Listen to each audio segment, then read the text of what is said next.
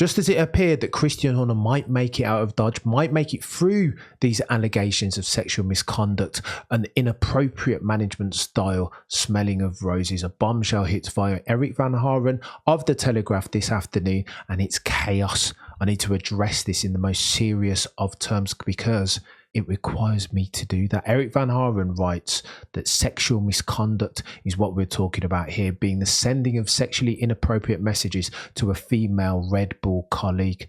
That in itself is very serious. And again, let me preface everything I'm about to say. This is allegedly, and all I'm doing here is referencing Erik Van Haren's article.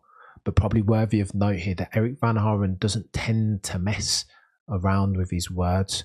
Normally very nailed on, normally two sources double checked. In the article, Erik cites that there is app-based evidence. They have evidence of the texts between the two protagonists in all of this allegation, and that is damning if true. Christian might not make it through this. There is evidence. That notwithstanding, the Ovidi family, the Thai family who own 51% of Red Bull, are still behind Christian Horner. In stark contrast to the guys and girls at Red Bull HQ, namely one Oliver Mintzlaff, named as potentially the next Red Bull team principal, whose support Christian Horner evidently no longer has. So in addition to the app-based evidence showing the communication of the inappropriate sexual messages between Horner and the alleged victim, also we have evidence that Christian has tried to settle this case via his lawyers, via Red Bull HQ. This is chaos, and to the tune of $650,000. And I express this in the most serious of terms because this is a very serious allegation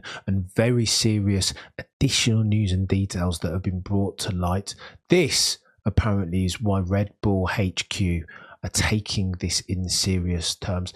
An external independent investigator, a barrister, no statements as of yet, hence why they're going to do their due diligence and get to the bottom of this, because they have to. They owe it to Red Bull, because this has now become a reputational hazard. They can no longer, if true, Christian Horner's position as team principal of Red Bull is untenable. Not to mention, if this article is true, there is a victim at the bottom of this media rubble, and that saddens me. Not to mention the reputational hazard of Red Bull, F1, Liberty Media and all concerned, lest they take the appropriate action. But let me say this for the avoidance of doubt. Erik Van Haren is a trusted source, a reputable journalist, friend of Max and Jos Verstappen.